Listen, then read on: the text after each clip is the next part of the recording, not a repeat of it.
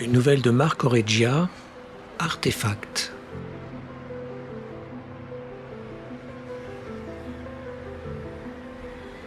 Bonjour Sal, nous sommes le 7 juin, la température extérieure est de 31 degrés Celsius. Le ministère de la Productivité vous souhaite une bonne journée. Pensez à vous présenter à l'agence de placement de votre dist. Le jeune homme enfonce profondément l'index dans son oreille droite pour réduire le volume de son implode. Les choses ne changent au début qu'imperceptiblement, et encore seulement pour les esprits les plus subtilement inquiets, ceux dont la sensibilité toute particulière a depuis longtemps, depuis toujours peut-être, pressenti l'événement. Pour les autres, rien en apparence n'est modifié. La vie suit son cours ennuyeux. Les premiers rayons du soleil, un peu voilés en ce matin de juin, plus pollués que la veille, se reflètent au dernier étage des tours encore vides et silencieuses du district d'affaires de Maritima. Leurs futurs occupants se lèvent à la voix de leur implode, font leur toilette plus ou moins consciencieusement, déjeunent et partent rejoindre la laborieuse fourmilière humaine. Guère plus réveillé que les autres, Sal sort de chez lui et retrouve, comme à son habitude, sa place au bistrot de la 17e rue, une ruelle plutôt curieuse, tronquée et constamment ombragée par les blocs habitats voisins. Il aimerait mieux un bar sur la jetée du port, mais il n'en a pas les moyens. Hélène dort toujours. Son parfum est encore sur lui. Le jeune homme sirote son café, une part de son alloc y passe, mais ils servent encore ici un vrai café, pas l'ersatz des blocs commerciaux. Son premier plaisir de la journée est de porter la tasse parfumée à ses lèvres, en feuilletant le journal qu'il préfère à son lecteur holo. Le bruit du papier, l'odeur du breuvage s'accommodent alors de manière parfaite, provoquant en lui un état de satisfaction et d'oubli des 1000 petites contrariétés qui d'habitude, loin de se résoudre favorablement ou de se remplacer les unes par les autres, s'accumulent et font une vie. Ce matin, toutefois, il se sent mal à l'aise. Les nouvelles ne sont pas bonnes. Mais il a également une étrange impression. L'index a encore chuté. L'Estasia menace l'enclave de Taïwan d'un deuxième conflit. Un nouveau panoptique carcéral pour réfugiés climatiques vient d'ouvrir en Provence, encore un écho-attentat à Mégapole-Rhône. Rien que d'habituel. Son malaise ne vient pas de là.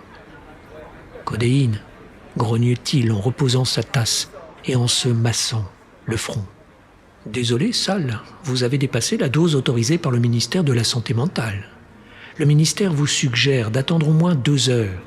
Dans l'intervalle, vous êtes autorisé à consommer un des anxyles. Bombay, Inde. Le nuage pestilentiel qui, depuis le matin du 3 juin, recouvre la ville, s'est encore épaissi, interdisant désormais les liaisons aériennes.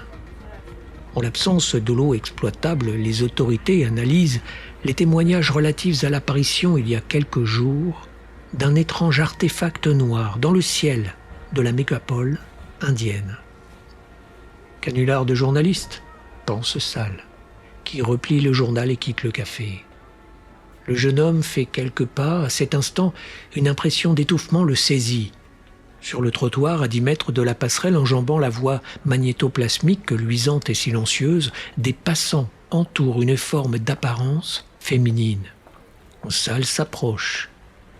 C'est bien une jeune femme, blonde, sexy, coupe garçonne. Il l'a déjà croisée. Dans sa chute, sa jupe légère, presque transparente, s'est relevée indécemment, relevant la peau nue et ambrée. Qu'est-ce qui lui est arrivé ? On ne sait pas, répond le passant qui l'a découverte. Elle s'est évanouie, je l'ai trouvée là, par terre comme ça. Il faudrait peut-être baisser un peu sa jupe, souffle un autre. Il faudrait surtout appeler les secours, s'inquiète Sal. Vous avez un holo ? J'ai laissé le mien au bloc. Oh, c'est fait, déclare une voix, empreinte d'autorité. Sal reconnaît un des agents de sécurité du district qui, penché sur le corps, a l'air un peu stupide. Un filet de salive noire et moussue dégouline de la bouche entr'ouverte de la fille. Des anxyles, murmure-t-il à son implode, en détournant le regard. Accordé, Sal.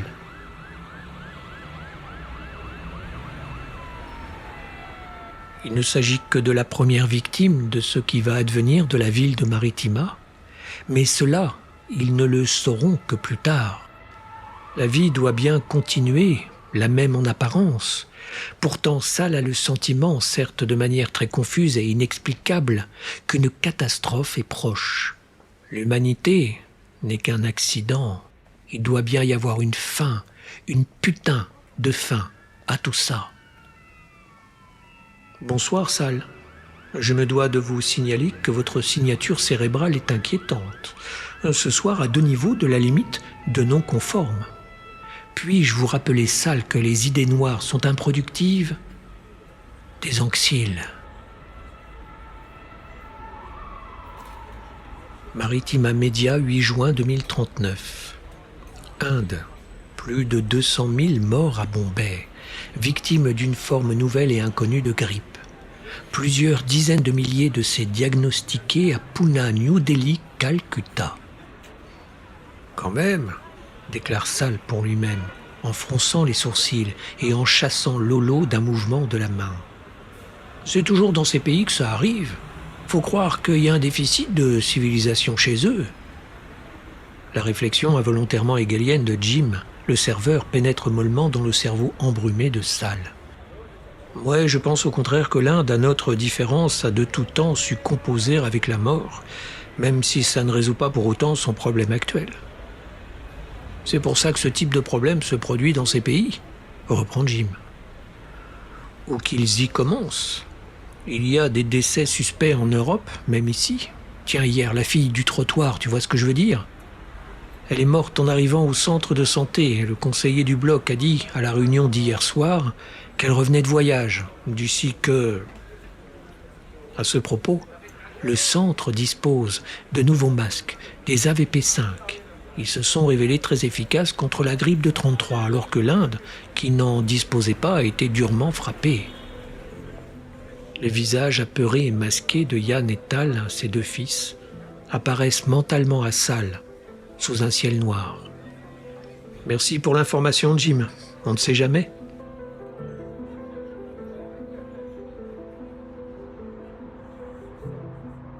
Nova Pravda, 21 juin 2039. L'OMS évoque une crise mondiale majeure. Un objet sombre est apparu dans le ciel au-dessus de Kiev. Certains commentateurs se demandent s'il ne pourrait pas s'agir du même artefact apparu 2 semaines plus tôt à la verticale de Bombay. Nova Pravda a pu obtenir un holo en exclusivité. L'artefact n'est pas très net, mais il apparaît comme une structure complexe et mouvante, longue d'1 kilomètre environ. Le Kremlin et Kiev ont demandé des explications aux chancelleries des grands pays susceptibles de pouvoir créer de tels engins. Natalia, vous êtes actuellement à Kiev. Oui, Dimitri, nous nous trouvons en ce moment sur la place de l'Indépendance, et je peux vous dire qu'ici, personne ne se promène dans la rue sans protection. Selon nos informations, le nuage pestilentiel s'étend sur toute l'Ukraine, et les centres de santé eurasiens sont pris d'assaut pour des consultations. Voyez-vous l'artefact d'où vous vous trouvez? Non, Dimitri. Vous ne voyez pas l'artefact? Non, Dimitri, je vous confirme que de là où nous sommes, nous ne voyons pas d'artefact.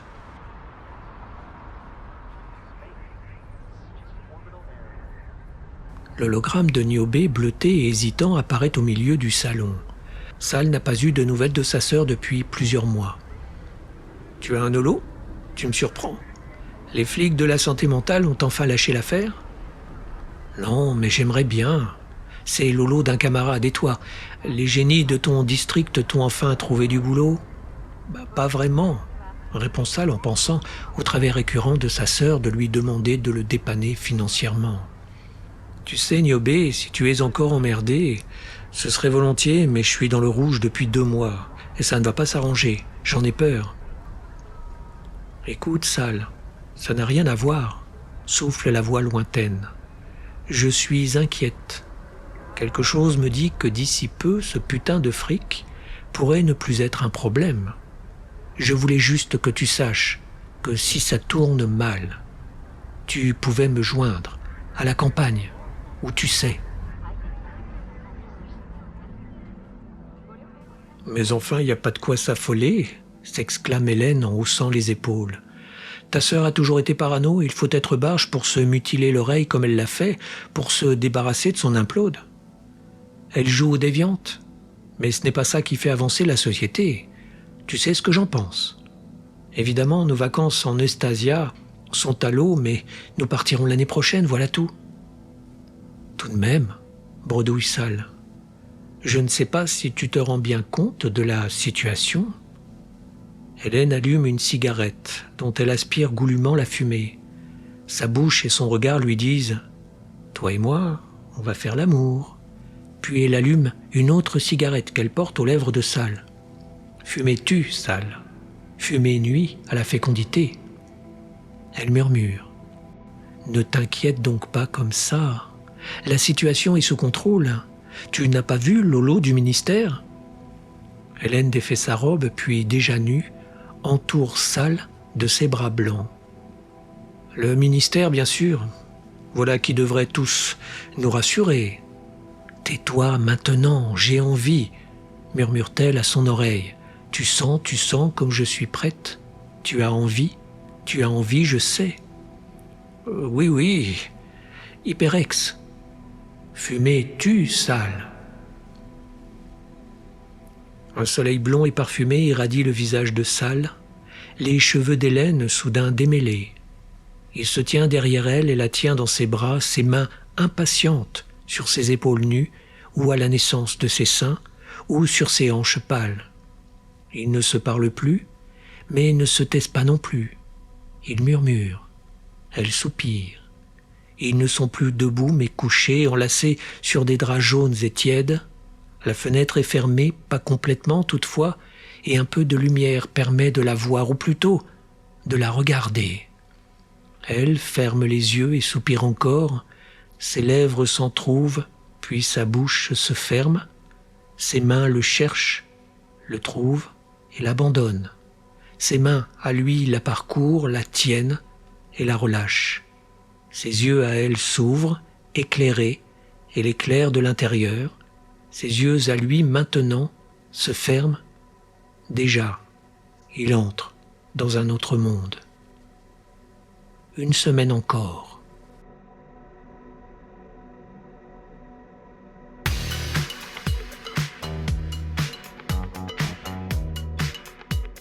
Oceania Holo News, le 4 juillet. La grippe de Bombay a déjà fait 8000 morts à Maritima. On dénombre plus de 500 morts à Méga-Paris, qui connaît des difficultés d'approvisionnement en raison de la désorganisation des transports. Des cas ont déjà été recensés dans toute l'Union européenne.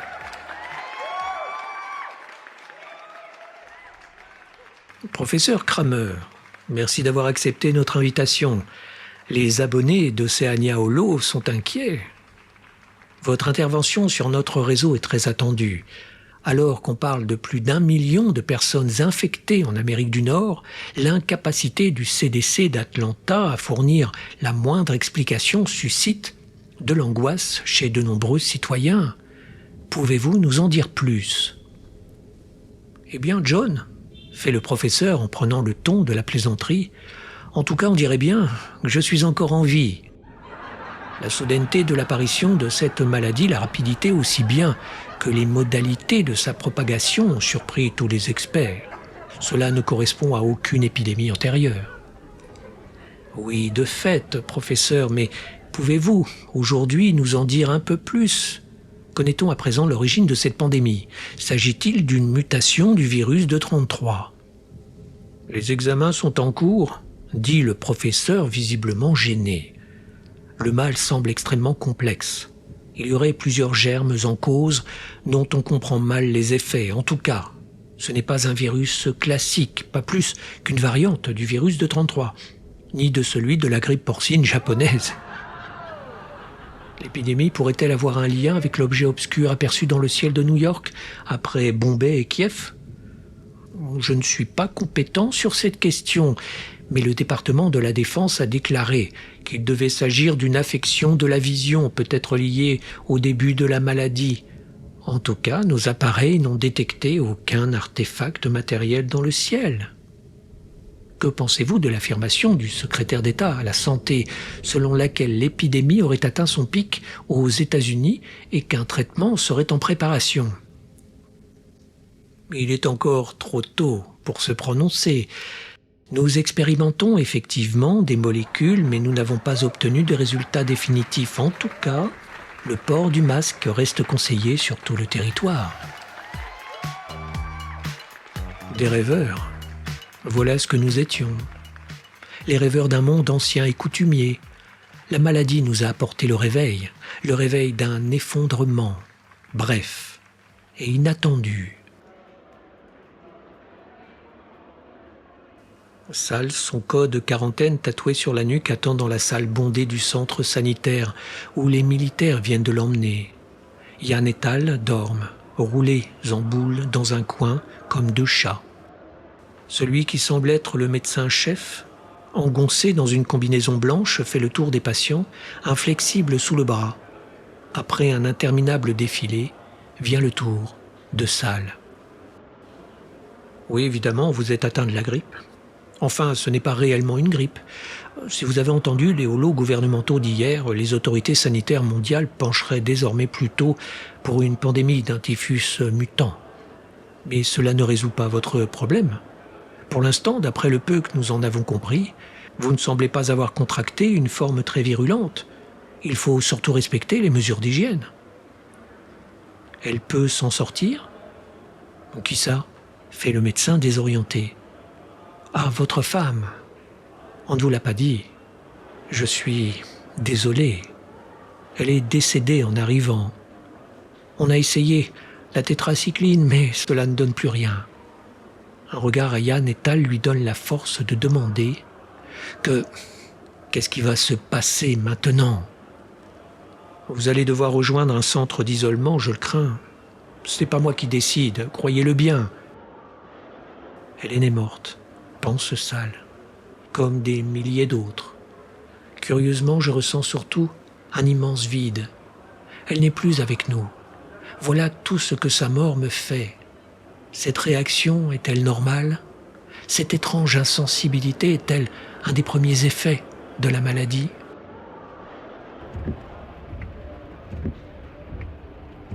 Tu as pu venir? S'écrie Niobé avec soulagement en écartant les bras. Je commençais à me demander si je te reverrais jamais. Et les garçons, on les rend en forme? Sal serre sa sœur un long moment avant de la relâcher.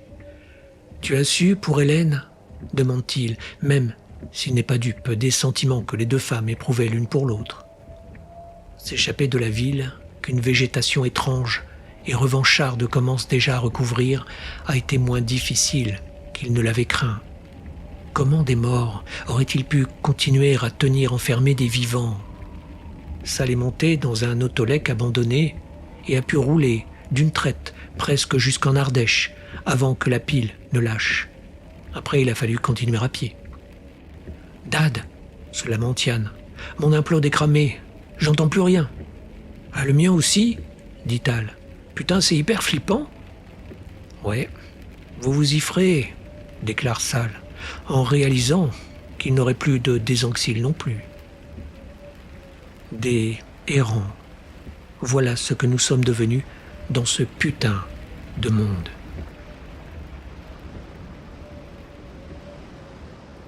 Contre toute attente, les 2 années suivantes lui font mener une vie agricole, paisible et stable. Un songe, toutefois tourmente, souvent sale. Son corps s'extirpe de la mer. Il n'est pas en Ardèche, mais dans ce qui reste de Maritima, sa ville. Les pavés du port sont désormais une plage informe et vide. Il fait nuit. Il cherche Hélène, mais ne parvient pas à la retrouver. Seule passe une vieille femme, comme une ombre. Il regarde le ciel obscurci par des nuages de cendres. L'artefact plane un instant, sombre et menaçant, puis s'ouvre en deux, en déversant des monceaux de pourriture qui l'étouffent. Sal s'éveille alors, en pleine nuit, ou dans un matin froid dont le souffle sec s'adoucit à mesure qu'il entend le murmure de la rivière toute proche. Je deviens fou. Tout ceci n'existe pas. J'ai vu ma propre mort, et cette mort était noire et flottait dans le ciel. Je suis mort là-bas, avec elle. Habillé rapidement, Sal descend à la rivière et y trempe ses mains, les ramène à son visage qu'il ne rase plus depuis longtemps. Tal l'appelle en riant « l'homme des bois du futur ». Lorsque l'eau est suffisamment claire et la lumière propice à cette expérience, il regarde son reflet entre les pierres. Tu n'es pas vrai, tu es le visage d'un mort. La surface frémissante lui renvoie l'image d'un homme vieilli et seul. Niobé fait découvrir à son frère les sources profondes, la terre et le ciel qui la nourrit. Ses promenades tirent peu à peu Sal de son asthénie.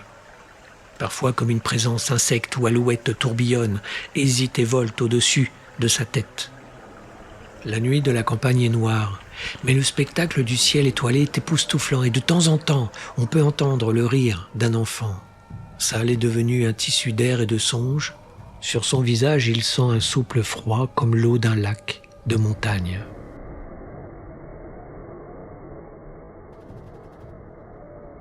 Des nouvelles parviennent à l'occasion aux survivants. De temps à autre, ils croisent des voyageurs de toute origine, le plus souvent de jeunes couples avec leurs enfants qui descendent ou remontent la vallée du Rhône, principalement à pied, plus rarement dans des autolèques dont ils ont pu bricoler les piles au lithium. Ils les hébergent souvent quelques jours et sont ainsi informés des derniers événements. Les récits sont rarement spectaculaires. La destruction a été telle que plus grand-chose ne survient désormais. La vie reprend son cours au ralenti. Le souci de chacun est de trouver de quoi se nourrir. Par une ironie de l'histoire, cela a entraîné un exode des villes ravagées par la maladie et les pillages vers la campagne nourricière. Par un matin de mars, froid comme la pierre, une jeune fille se traîne presque mourante jusqu'aux premières maisons du village où un groupe d'adolescents s'est planqué pour fumer du chanvre. Ses parents n'ont pas survécu à une résurgence du typhus. Elle a quitté à pied les nouvelles zones de peuplement qui ceinturent l'ex-mégapole Rhône. Mais elle n'est pas en état de s'en rappeler. Elle peut à peine prononcer son nom avant de perdre conscience dans les bras de Tal. « Putain, Yann !» crie Tal. « Reste pas planté là comme un con. Préviens Niobé et qu'elle rapplique vite. » Mais elle est peut-être malade. Justement. Le visage affreusement laiteux de la fille s'est légèrement coloré sous l'écheveau de mèches rousses. « Comment as-tu réussi à faire tomber sa fièvre ?» demande Sal à sa sœur. La nature recèle en son sein le remède de tout mal. Mais ce n'était pas le typhus, juste une mauvaise grippe. Elle serait déjà morte sinon et personne n'aurait rien pu y faire. Comment elle s'appelle, cette petite ? Ève. Elle s'appelle Ève.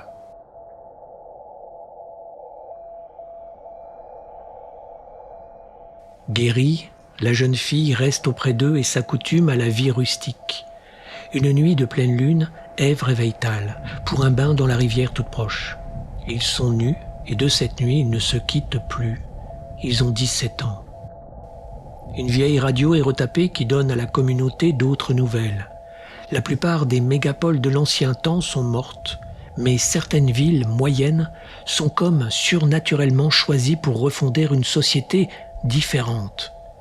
Elles renaissent et voient des hommes peu nombreux, mais solidaires et décidés les repeupler. Parmi elles, Maritima semble sortir d'un songe douloureux. Le souvenir de sa ville hante de plus en plus Sal, en même temps que l'image d'Hélène.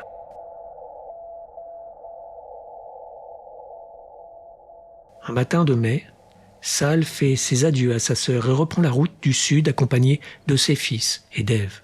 « Sal, tu ne retrouveras jamais la Maritama que tu as connue, » murmure Niobé. « Ce monde-là est mort.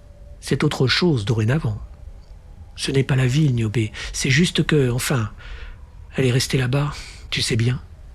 Moi, je comprends, mais tu vas me manquer. C'est si loin désormais. Je ne sais pas si... Moi, je suis sûr que si, Niobé, je te reverrai. Hélène est morte, mais moi, je suis vivant, et eux aussi. Nous sommes vivants et les vivants ont encore à faire.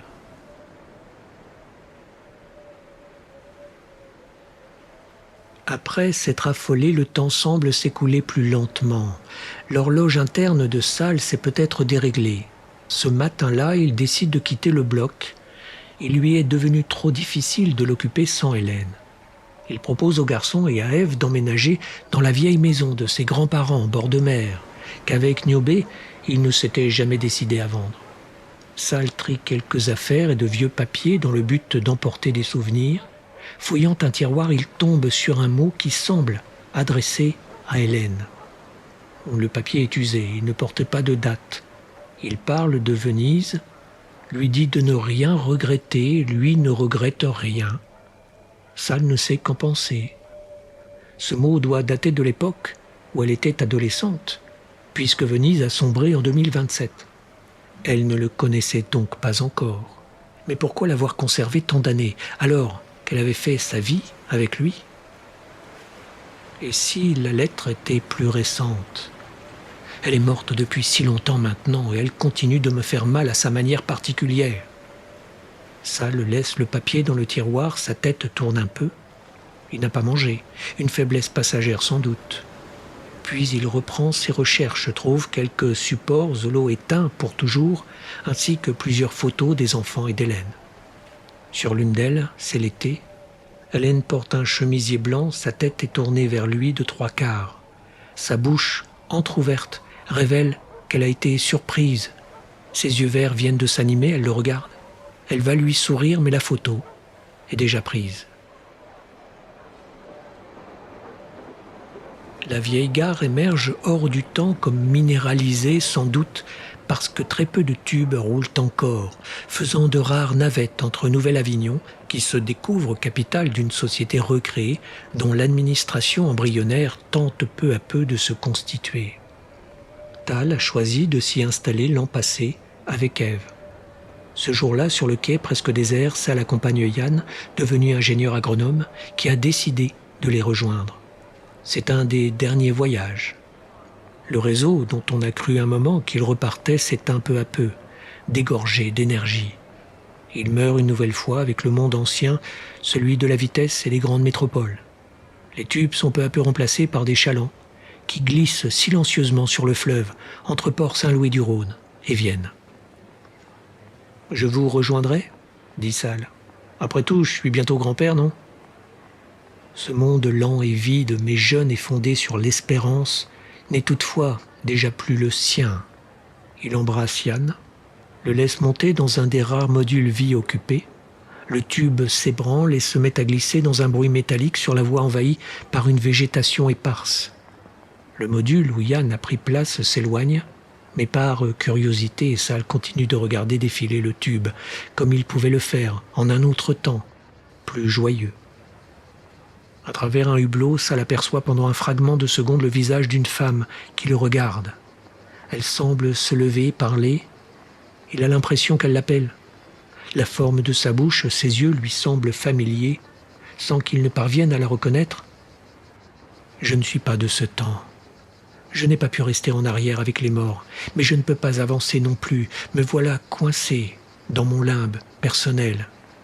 C'est sans doute ce qu'elle a voulu me dire. Le tube s'éloigne et disparaît. Sal rentre chez lui, définitivement, seul. Dans le monde nouveau que Sal voit naître, la vie humaine renaissante mais raréfiée retrouve avec lenteur sa place au sein d'une nature pouvant bien se passer d'elle, une place plus modeste et plus respectueuse. Des éoliennes élancées, seule trace visible d'une civilisation fragile et agricole, se dressent comme de nouvelles merveilles dans la vallée du Rhône, que les mariniers d'antan remontaient alourdis du sel précieux de Camargue, et que repeuplent dorénavant, selon l'endroit, châtaigniers, jasmins et orchidées sauvages. Le silence de leur rotation conforte leur aura de mystère. Elles sont toutefois bien réelles, fournissant le peu d'énergie nécessaire à une population dispersée et économe. Sur la côte, Sal vit avec les photos d'Hélène et quelques livres dans la vieille maison de ses grands-parents. Le soir, il s'émerveille devant le retable lumineux des constellations qu'avaient occulté pendant 2 siècles les lumières artificielles d'une ville où les hommes s'étaient agglutinés. La Méditerranée claire, apaisée, redevenue poissonneuse, donne aux lève-tôt le fruit de pêche souvent improvisé. De jeunes enfants y plongent, tête la première, dès la fin avril. De jeunes femmes qui n'ont pas connu l'ancien temps ni ses pudeurs y entrent aussi, plus élégamment, le corps nu. Ces océanides, aux fines chevilles et aux cheveux emmêlés, nouvelles Clymènes ou Callirhoé, ravivent de vieux souvenirs dans l'esprit de Salle. Lorsque la lumière et la chaleur deviennent trop vives, il prend place à l'ombre d'une terrasse gagnée par le lierre et y poursuit ses lectures, voyageant vers Cythère ou chantant avec Hésiode les muses et l'iconiennes. Quelques chats gris ou fauves tournent autour de lui, se prélassant dans le jardin. Salle y attend la nuit, et lorsqu'elle vient enfin, regarde son ciel profond. Loin de là, bien trop loin pour aucun œil humain, dans la profondeur obscure de ce ciel, un noir et long vaisseau Shkar, délesté de ses déjections, poursuit son long voyage.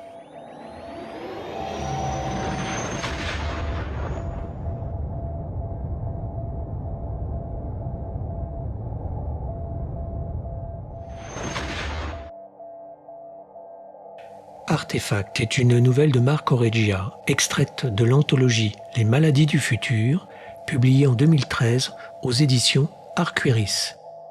Narration, réalisation sonore et musique, Eric Hansen.